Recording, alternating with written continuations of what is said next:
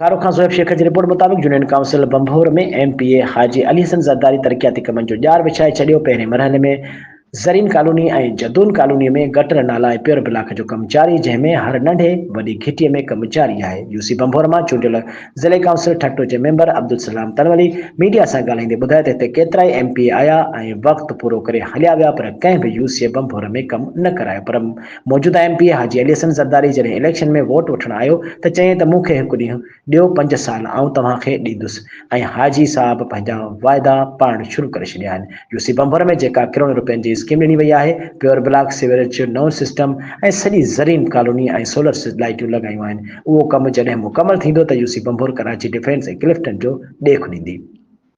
हुन चयो त कम जो आख़िरी मरहलो आहे। उन खां पोइ यूनियन काउंसिल बंभोर जा शहरी ऐं ॿारहाड़ीअ जा इलाइक़ा दाबेची ऐं बंभोर जे में फिल्टर प्लांट, RT जोखियो ऐं ॻोठ शेख अब्दुल मजीद सिंधी कॉलोनी ऐं ब्रोही ॻोठ ऐं कोस्टल हाईवे ऐं लूण खाण वटि रोड में ऐं पीअण जे पाणीअ जूं सहूलियतूं, ॻोठ हाशिम कशी ऐं रोड में ऐं सिवरेज सां गॾु ॿिया नंढा वॾा मनसूबा शामिल आहिनि। इंशाअल्लाह पंहिंजे वक़्त ते थींदा। ऐं ज़रीन कॉलोनी जे माण्हू मीडिया सां ॻाल्हाईंदे चयो त अहिड़ो बहितरीनु MPA सालनि खां न मिलियो, जेको थोरे वक़्त में एतिरो कमु जल्द वाइदा वफ़ा करे पियो। ऐं बंभोर यूनियन काउंसिल जे हिकु ॾींहुं मिसाली यूनियन काउंसिल थींदी जॾहिं त हिते तरक़ियाती कम मुकमल थींदा।